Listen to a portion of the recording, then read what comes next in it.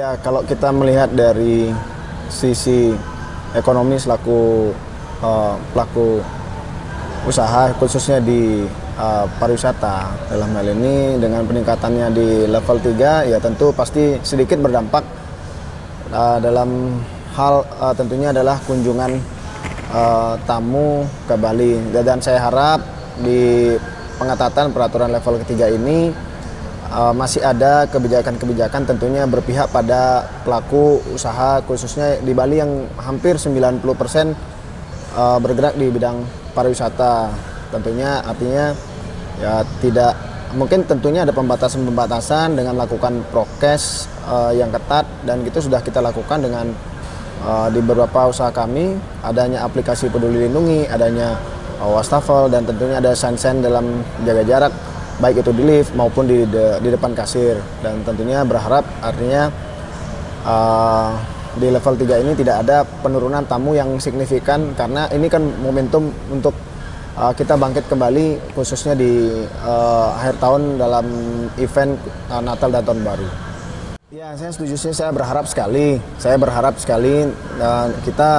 dari pelaku usaha khususnya di pariwisata yang bergerak di sini berharap artinya mungkin dengan memperlakukan level 3 ini berharap ya kalau bisa tidak diberlakukan di level 3. Tentunya kami dalam pelaku pariwisata adalah melakukan dengan prokes yang ketat sesuai anjuran pemerintah, yaitu 3M, menjaga jarak, memakai masker, dan mencuci tangan. Dan itu sudah kita lakukan, dan tentunya juga adalah kesadaran kita juga sebagai masyarakat sudah melakukan vaksinasi sampai dosis kedua.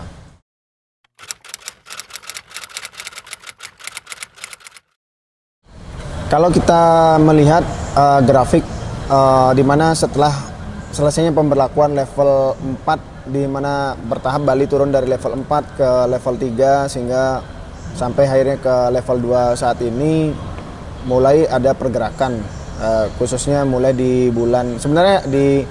akhir bulan September sudah mulai naik, tapi karena di sini kita belum bisa buka untuk luar negeri, jadi memang kebetulan bidang usaha kita juga adalah pasarnya domestik dan lokal, dan itu yang menjadi acuan kita bahwa saat ini sudah mulai naik kunjungan tamunya, tapi dalam hal ini adalah khusus domestik dan lokal, dan kurang lebih hampir ada peningkatan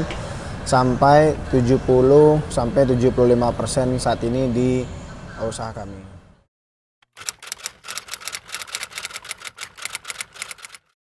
Nah, kebetulan memang untuk di Krishna selama buka sampai sekarang di event Natal dan Tahun Baru kita tidak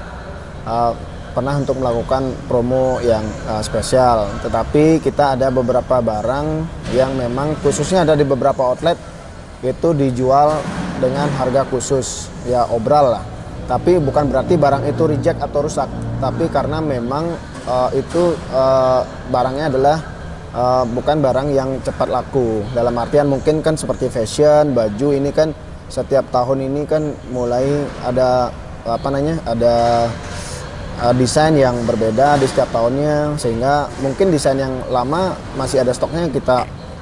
obralkan dengan harga jauh di bawah harga normal kita di toko. Nah, khusus produk camilan tentunya adalah beberapa supplier kita juga sudah UMKM yang ada di sini, sekitar 400 UMKM yang tergabung dalam Krishna. Kita sudah inbound dalam masa pandemi untuk selalu berinovasi, berkreasi dengan produk-produk baru, terutama camilan, karena sampai saat ini di oleh-oleh yang laku kan kurang lebih banyak camilan. Dulu mungkin fashionnya, bajunya, tapi sekarang beralih ke tentunya ke camilan, karena orang mungkin lebih gampang membawa pulang, membagi juga bisa lebih banyak. Dan tentunya kita juga membuat produk kita sendiri dengan brand Ajik, dan di mana di sini ada beberapa brand khususnya pai susu Ajik, habis itu bakpia Ajik juga, dan di mana beberapa varian sudah kita coba dan kita keluarkan, dan masyarakat dalam hal ini tamu yang berkunjung ke Krishna sangat senang sekali, dan biasanya mereka selalu untuk repeat order baik secara offline maupun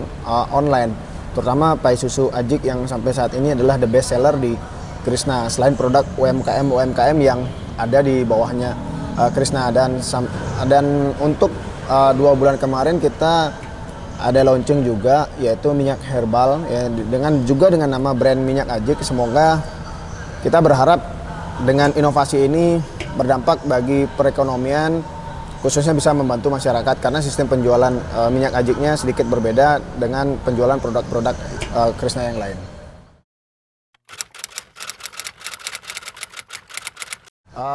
Saya sih berharap kepada masyarakat, khususnya yang belum vaksin, terutama yang belum vaksin pertama maupun yang belum vaksin dosis kedua, berharap untuk sadar, untuk masyarakat untuk vaksin dalam hal ini, sehingga perekonomian kita juga cepat bangkit. Buktinya dengan vaksinasi, jadi immunity kita jadi sampai saat ini kasus COVID di Bali menurun, dan tentunya juga berharap adalah dengan prokes-prokes yang ketat yang dihimbau oleh pemerintah, dalam hal ini melakukan 3M, mencuci tangan, memakai masker, dan menjaga jarak. Dan tentunya kita dukung apapun itu keputusan perintah, tetapi yang terbaik buat kita semua. Saya berharap juga berpihak juga pada pelaku pariwisata, khususnya yang ada di Bali.